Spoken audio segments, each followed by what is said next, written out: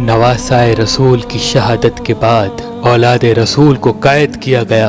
नबी की बेटियों को बेपर्दा करके कूफे और शाम की तरफ ले जाया गया। आगे आगे फौजे यजीद नाचती हुई जा रही है और पीछे पीछे रसूल अल्लाह की बेटियां नवासियां कैद होके बेवारिस व मददगार होके चल रही हैं। फौजे यजीद के हाथ में तमाम शहीदों के कटे हुए सर थे और वहाँ बगैर सर के जमीन करबला पे लाश बिखरे हुए थे। तारीख ने कह दिया कि बगैर कफन और दफन के 3 दिन तक रसूल अल्लाह के खानदान की लाशें जमीन करबला पे बिखरी हुई थी।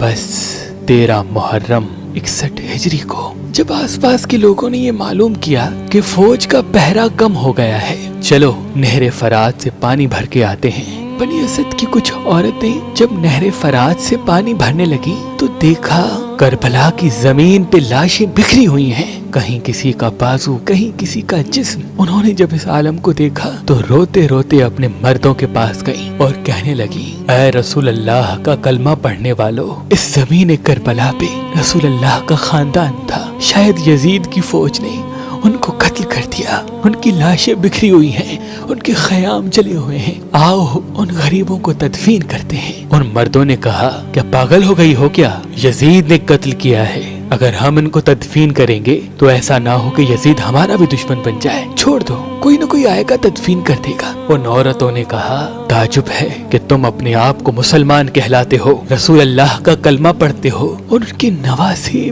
बेटों के लिए ये मवद्दत रखते हो।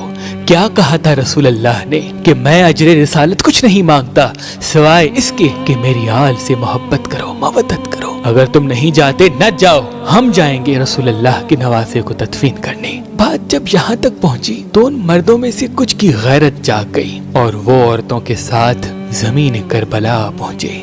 बस उनका जमीन करबला पहुँचना था। देखें कि किसी के तन पे सर नहीं, किसको किस तरह तदफीन करें। उन्होंने सोचा कि एक बड़ा सा खड्डा खोदते हैं और सब लाशों को उसमें तदफीन कर देते हैं। वो खड्डा खोद ही रहे थे कि इतनी देर में मोजज़े से एक घोड़े सवार आया। उन्होंने समझा शायद कोई सिपाही है। पूछने लगे, कौन हो तुम? वो घोड़े सवार रो के कहने लगा, मैं रसूल अल्लाह के नवासे का बेटा अली ज़ैनुल आबदीन हूँ। उस जवान को देख के सबकी आंखें भर आईं। इमाम ज़ैनुल आबदीन ने रसूल अल्लाह की अबा बिछाई और जमीन करबला से इमाम हुसैन अलैहिस्सलाम की लाश को चुनना शुरू कर दिया। कहीं से इमाम हुसैन की उंगली मिलती है, कहीं से इमाम हुसैन के जिस्म का कुछ हिस्सा मिलता है, कहीं से पाँव मिलते हैं, कहीं से कंधों का गोश्त मिलता है।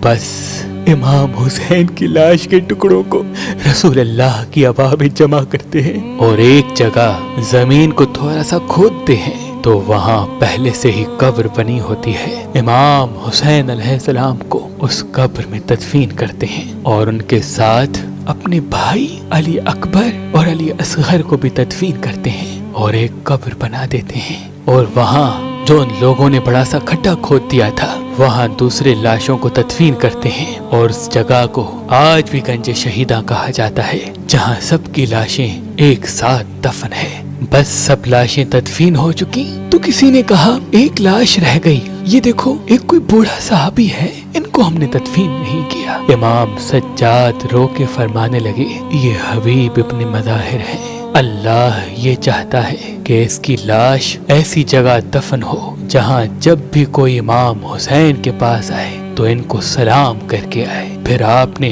जनाब हबीब को तदफीन किया। सब जाने लगे तो इमाम सज्जाद ने कहा, रुको, एक लाश रह गई। लोगों ने कहा, अभी तो कुछ नजर नहीं आता। इमाम सज्जाद ने फरमाया, आओ नहर फरात की तरफ। जैसे ही जाने लगे एक बाजू नजर आया और थोड़ा आगे बढ़े दूसरा बाजू नजर आया। बस थोड़ा आगे ही चलना था तो जनाब अबुल फजल अब्बास सलमदार की लाश नजर आई। जनाब गाजी अब्बास को उसी जगह तदफीन कर दिया जहाँ वो घोड़े की जीन से जमीन पे आए। आज भी कब्र अब्बास और कब्र हुसैन एक दूसरे के आमने सामने हैं। सलाम हो रसूल अल्लाह के कुनबे पर, सलाम हो रसूल अल्लाह के फर्जंद पर, सलाम हो उन गरीबों पर जिनकी लाश 3 दिन तक बेगौर कफन रही।